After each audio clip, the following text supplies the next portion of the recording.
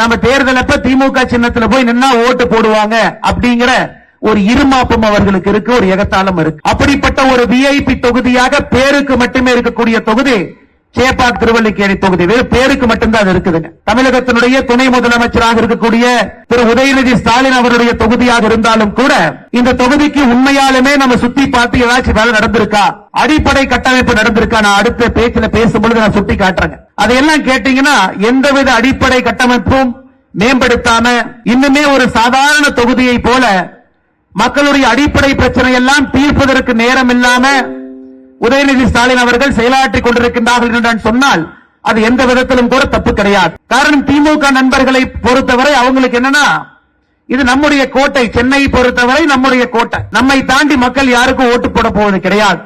நம்ம தேர்தல் அப்ப திமுக சின்னத்துல போய் நின்னா ஓட்டு போடுவாங்க அப்படிங்கிற ஒரு இருமாப்பம் அவர்களுக்கு இருக்கு, ஒரு எகத்தாளம் இருக்கு. அதே நேரத்தில் சென்னை மக்களை பொறுத்தவரை அவர்களும் வாய்ப்பு கிடைக்கும் பொழுதெல்லாம் திமுகவுக்கு சம்மட்டி அடியாக கொடுத்துக்கிட்டே வர்றாங்க. 2011 சென்னை மாநகரத்தை பொறுத்தவரை திமுகவுக்கு நிறைய சம்மட்டி அடி கொடுத்தாங்க. இன்னைக்கு அதே சம்மட்டி அடி 2026 சட்டப்பேரவை தேர்தலில் திராவிட முன்னேற்ற கழகத்துக்கு எதிராக சென்னை பெருமக்கள் கொடுக்க போகின்றார்கள் என்று நான் சொன்னால் அது நிச்சயமாக தவறாக இருக்க போவது கிடையாது.